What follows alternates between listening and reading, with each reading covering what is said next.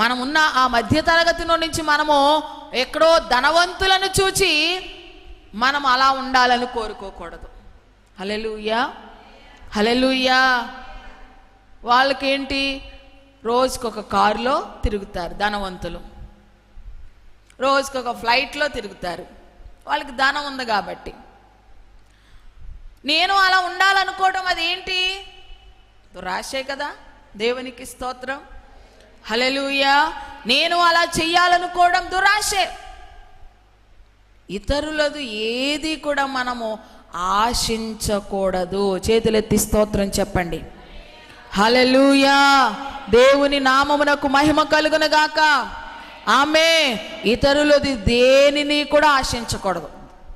దేవుడిచ్చిన ఆజ్ఞలు, అక్కడ దాసురాలు దాసుడు అని చెప్పాడు కదా, ఎద్దుని గాడిదని అని చెప్పాడు కదా. ఇతరి యొక్క స్త్రీల యొక్క భర్తలను కూడా ఆశించకూడదు. దేవునికి స్తోత్రం, హల్లెలూయా. నీకు ఒక భర్తనిచ్చాడు దేవుడు. దేవునికి మహిమ కలుగును గాక. ఆమేన్. నీ భర్తతో నువ్వు సంతోషించు.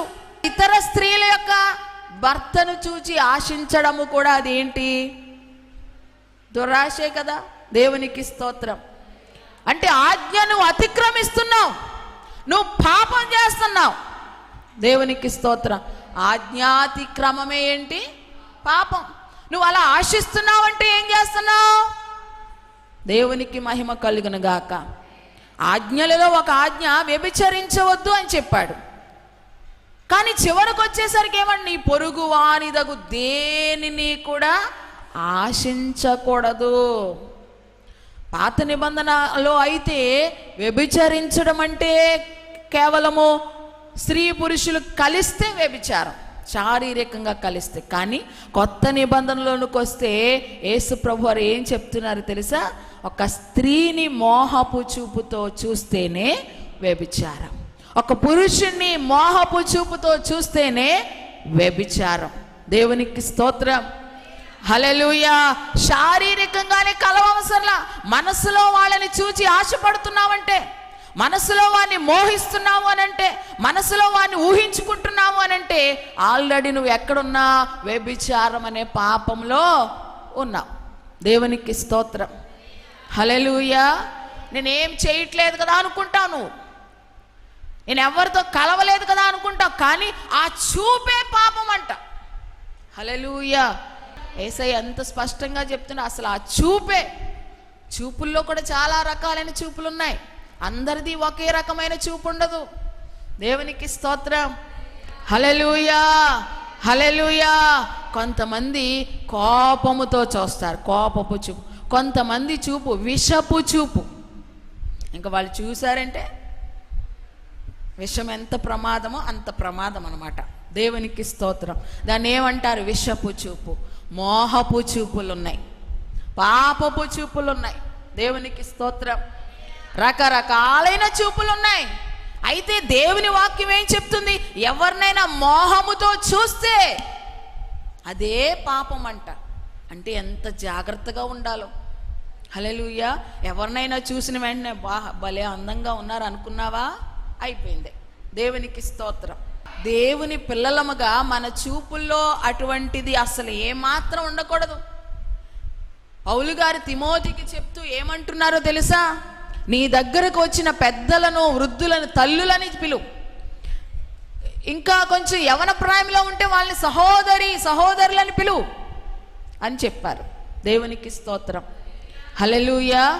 ఆల్రెడీ దేవుడు నీకు ఒక సొంత భర్తని ఇచ్చేశాడు కదా, నీ భర్తతోటే నువ్వు తృప్తి పొందాలి. ఇంకా వేరెవ్వరి మీద కూడా అటువంటి చూపు పడకూడదు. దేవునికి స్తోత్రం, హల్లెలూయా. అలా పడిందంటే ఆల్రెడీ నువ్వేం చేస్తున్నావు, పాపము చేస్తున్నావు. దురాశ, ఆశ పడకూడదు ఎవరిని చూసి. దేవుడు నీకు ఒకరిని ఇచ్చారు, వారిని బట్టి తృప్తి. దేవుడు నీకు కొన్నిటిని ఇచ్చాడు, వాటిని బట్టి తృప్తి చెందు. దేవుడు నీకు కొంత ఆస్తిని ఇచ్చాడు, కొంత ఇల్లునిచ్చాడు, దానిని బట్టి తృప్తి చెందు. వేరొకరి దానిని చూచి ఆశించకూడదు, అది పాపమని వాక్యం మనకి జ్ఞాపకం చేస్తుంది. లోక సామెత కూడా ఒకటి ఉంది కదా, దురాశ దుఃఖమునకు చేటు. దేవునికి స్తోత్రం. అలా ఆశపడటం వల్ల మనకే దుఃఖాన్ని మనం తెచ్చుకుంటాం. వాక్యమైతే ఏం చెప్తుంది? ఆ దురాశపరుడంట తనతో పాటు తన ఇంటి వారందరికీ బాధ కలుగజేస్తాడంట. హల్లెలూయా, హల్లెలూయా. చిన్నప్పుడు మనం ఒక కథ విన్నాం దురాశ గురించి, గుర్తుందా? ఒక రైతుకి ఏముంది? బంగారపు గుడ్డు పెట్టే బాత్ ఉంది. హల్లెలూయా. రోజు ఏం చేస్తుందంట? ఒక బంగారపు గుడ్డు పెడుతుంది. రోజుకొకటే పెడుతుంది కదా, కోడి కానీ బాతు కానీ ఏవైనా. రోజుకొక బంగారపు గుడ్డు పెడుతుంది. దాన్ని తీసుకుని వెళ్ళి అమ్మి వచ్చి దానితో జీవిస్తున్నాడు. రోజు ఒక గుడ్డు. ఒక రోజున అనుకున్నాడంట, ఏమనుకున్నాడు? ఇది రోజు ఒక్కటే పెడుతుంది, దీని పొట్టలో చాలా ఉండుంటాయి, దీన్ని కోసేస్తే మొత్తం గుడ్లన్నీ ఒకసారి తీసేసుకుని ఒకసారి అమ్మేసుకుని ఒక్కసారి ధనవంతుని అయిపోదాం అనుకుని గబగబా కత్తి తెచ్చి పొట్టను కోసాడు. దేవునికి స్తోత్రం. చూస్తే ఆ పొట్టలో ఏముంది? ఆ రోజుకు పెట్టే గుడ్డు మాత్రమే ఉంది, మిగతా గుడ్లన్నీ ఇంకా తయారవ్వాల. హల్లెలూయా, హల్లెలూయా. బాతు చచ్చిపోయింది, గుడ్లు పోయినాయి. దేవునికి స్తోత్రం, హల్లెలూయా. దురాశ మనకి అలా నష్టాన్నే తీసుకొస్తుంది కానీ మనకి ఏ లాభాన్ని కూడా తీసుకుని రాదు. దేవుని వాక్యం ఈరోజు మనకి జ్ఞాపకం చేస్తుంది, మన గృహాలలో, మన హృదయాలలో, మన ఇంటిలో దురాశ అనేది ఉన్నదేమో, దాన్ని తీసి పారవేద్దాం. అది మనలో ఉంటే ఏమవుతుందో తెలుసా? మన ఇంటి వారందరికీ బాధ కలుగుతుంది.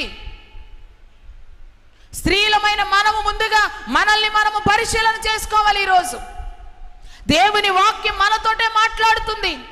నీలో దురాశ ఉండడం వలన నిన్ను బట్టి నీ భర్తకి సరైన స్థితి ఉండట్లా, నీలో అది ఉండడం వలన నీ పిల్లలకి సరైనటువంటి భవిష్యత్తు ఉండట్లా.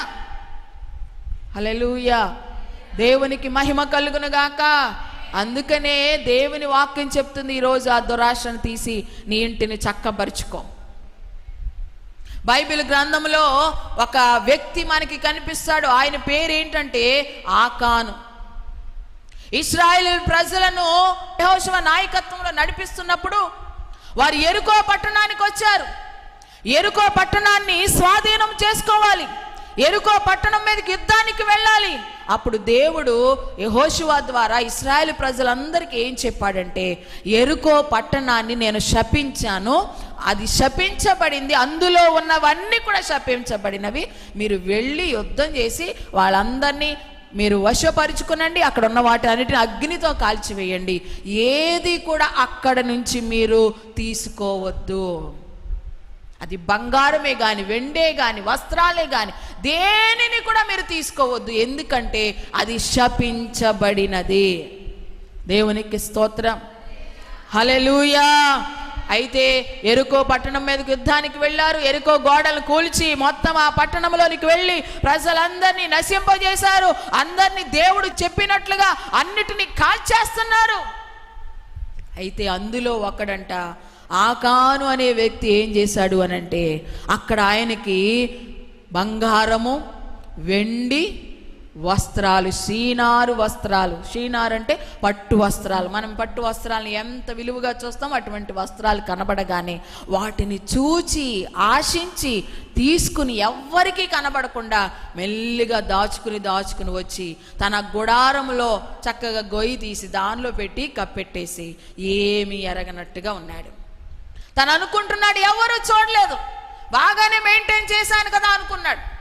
దేవునికి స్తోత్రం, హల్లెలూయా.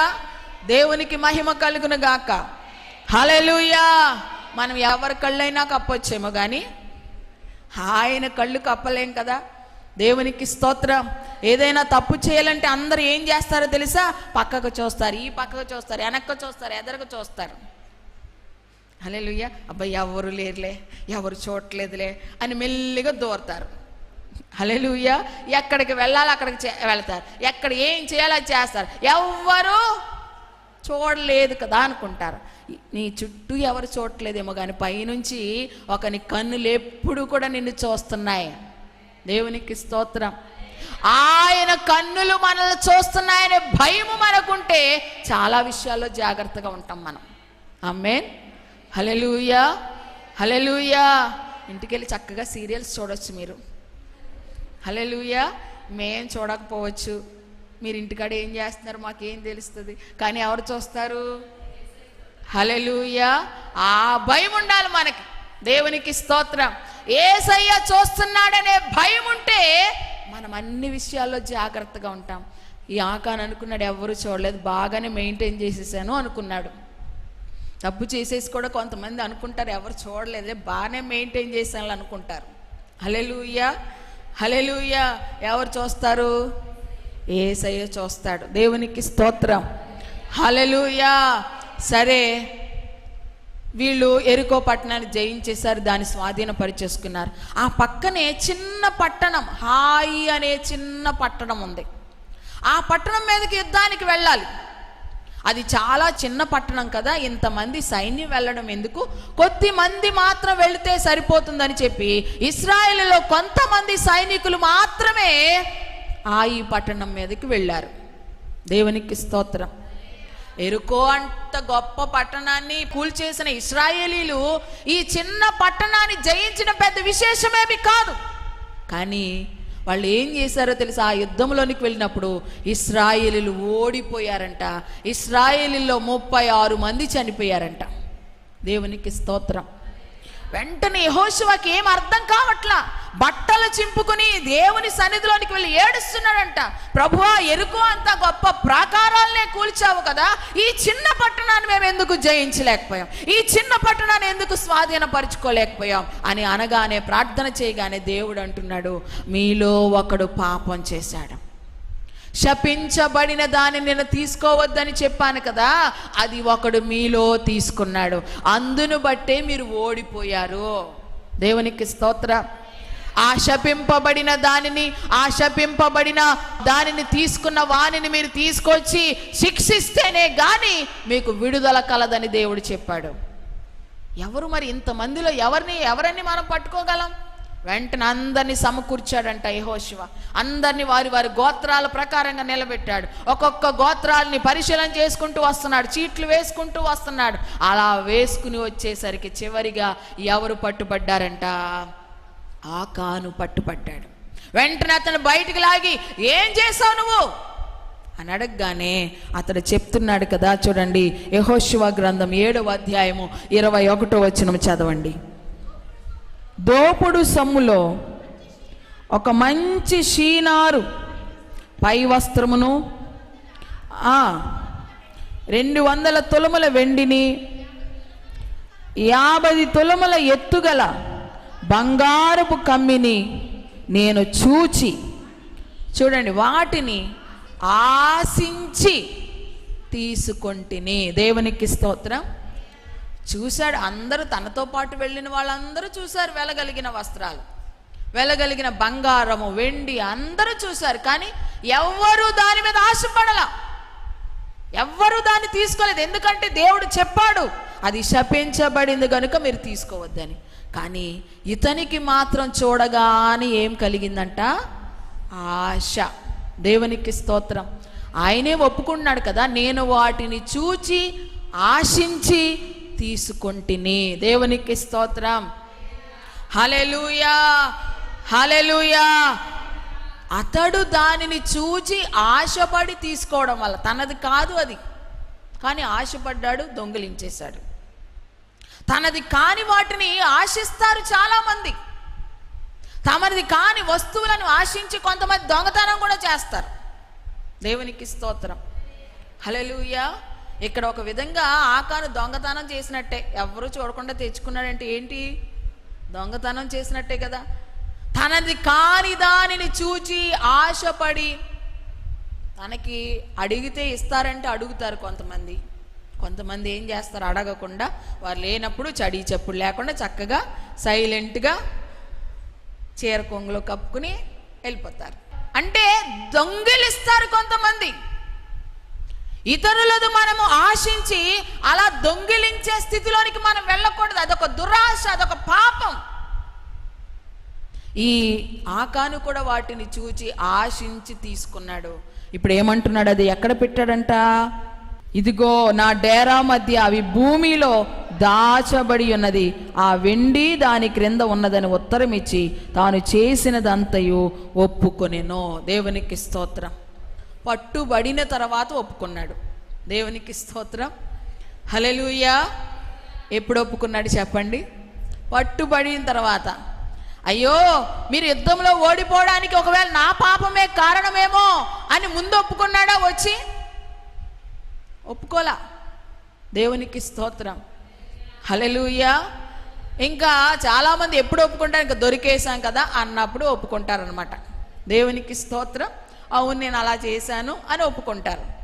అలాగే ఒప్పుకుంటున్నాడు ఇక్కడ ఆకాను కూడా. ఇక దొరికేశాడు, దేవుడు స్పష్టంగా చూపించాడు, దొరికేశాడు కాబట్టి ఇంకా చేసేది ఏమీ లేక, అవును నేను వాటిని ఆశించి తీసుకుని వచ్చి ఇదిగో అక్కడ దాచిపెట్టానని తాను చేసిందంతా కూడా ఒప్పుకున్నాడు.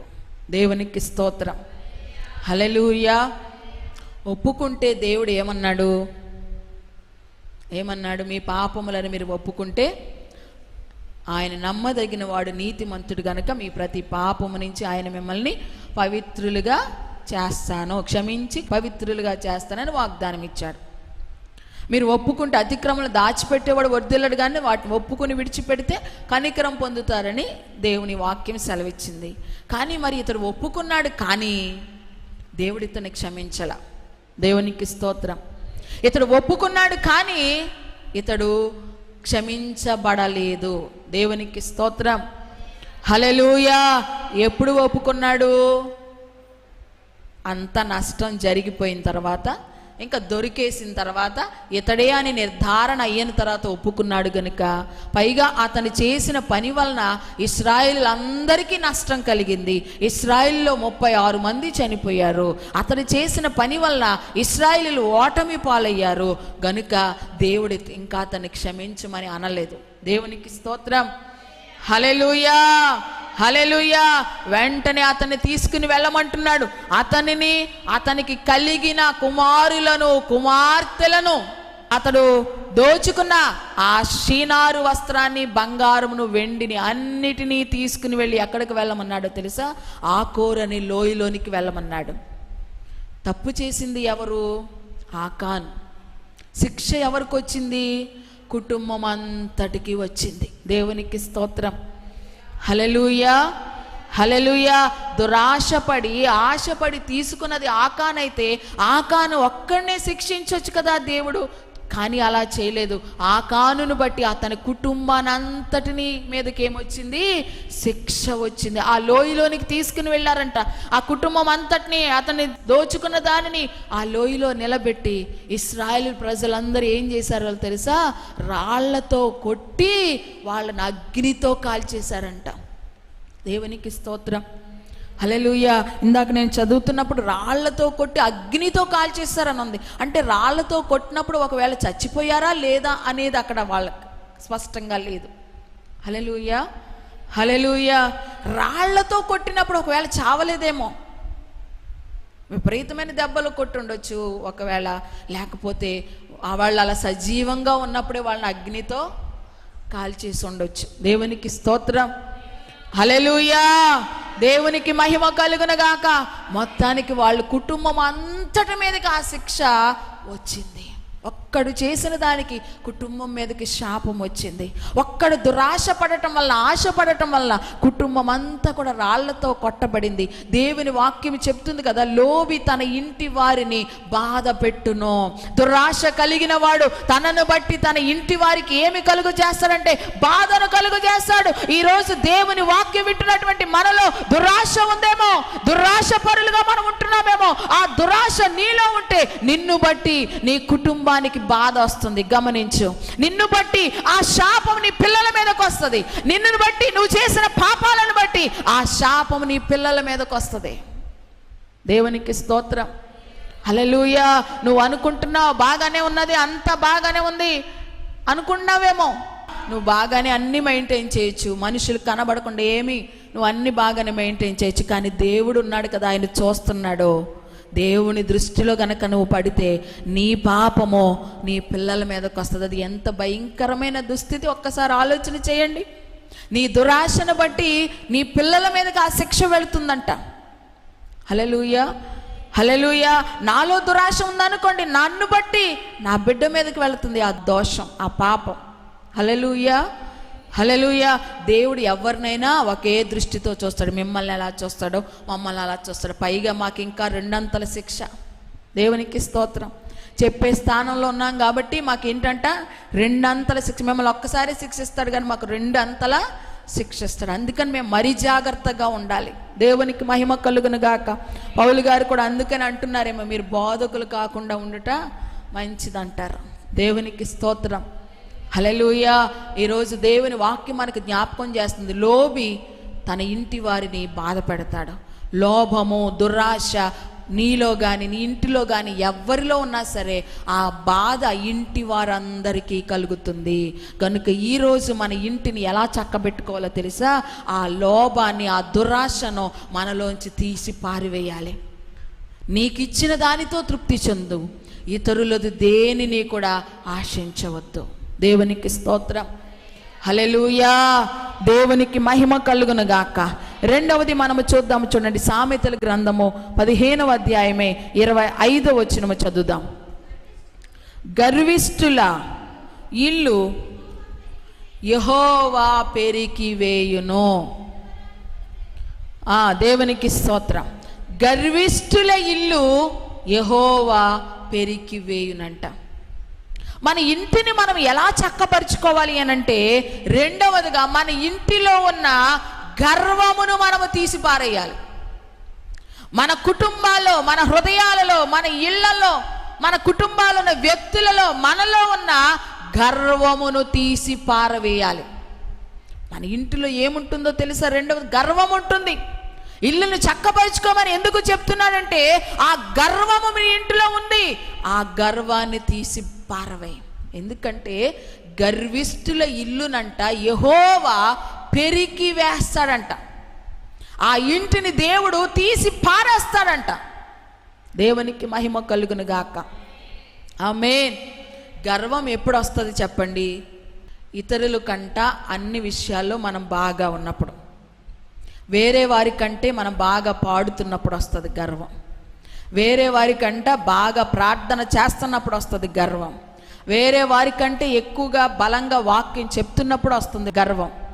వేరే వారికంటే ఎక్కువగా మనకి వాక్యము తెలుసు అనుకోండి, వస్తుంది గర్వం. వేరే వారికంటే మనకి మంచి ఇల్లు ఉందనుకోండి, వస్తుంది గర్వం. వేరే వారికంటే మనకి మంచి కారు ఉందనుకోండి, బైక్ ఉందనుకోండి, మనకేమొస్తుంది? గర్వం వస్తుంది. దేవునికి స్తోత్రం. హల్లెలూయా. గర్వము దేనికి ముందు నడుస్తుందంట? దేనికి ముందు? నాశనమునకు ముందు నడుస్తుంది. దేవునికి స్తోత్రం. గర్వం అనేది చాలా చాలా ప్రమాదకరమైనది. మనల్ని నాశనానికి తీసుకెళ్తుంది గర్వం. లూసిఫర్ కూడా పరలోకంలోంచి పడిపోవడానికి గల ప్రధానమైన కారణం ఏంటి? గర్వమే కదా. దేవుని మీదే అతిశయపడ్డాడు. దేవుని కంటే గొప్పవాడిగా ఉండాలనుకుంటున్నాడు. హల్లెలూయా. తనకు ఆ స్థితి ఇచ్చింది దేవుడు. దేవదూతలందరికంటే పై స్థానంలో ఉంచింది దేవుడు. కేవలం దేవుడు మాత్రమే వెళ్ళే ఆ అగ్ని జ్వాలల మధ్యకి వెళ్ళగలిగే కృపనిచ్చింది దేవుడు. దేవుడు అగ్ని మధ్యలో సంచరిస్తాడు కదా. ఆ అగ్నిలో దేవునితో పాటు ఉండగలిగే అర్హత ఎవరికి ఉందో తెలుసా? లూసిఫర్ అనే కెరూబుకే మాత్రమే ఉంది, ఇంకెవ్వరికి లేదు అర్హత. హల్లెలూయా. ఆ కృపనిచ్చింది దేవుడు.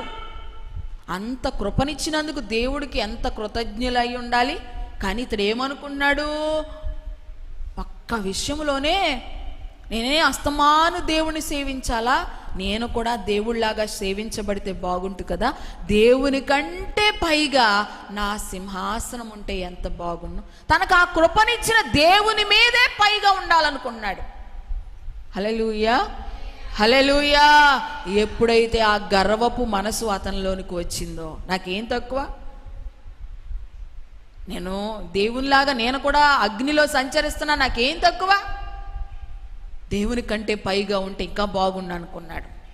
ఎప్పుడైతే ఆ మనసు వచ్చిందో దేవుడు అతనిని అక్కడి నుంచి తోసేశాడు. హల్లెలూయా. ఆ మహిమను కోల్పోయాడు, ఆ భాగ్యాన్ని కోల్పోయాడు, నల్లని ఆ చీకటిని ధరించుకున్నాడు. హల్లెలూయా. దేవునికి విరోధి అయిన అపవాదిగా, సాతానుగా మారిపోయాడు.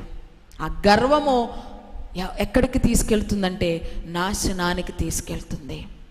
దేవుని పిల్లలమైన మనలో గర్వము ఉండకూడదు, గర్విష్ఠులముగా మనం ఉండకూడదు.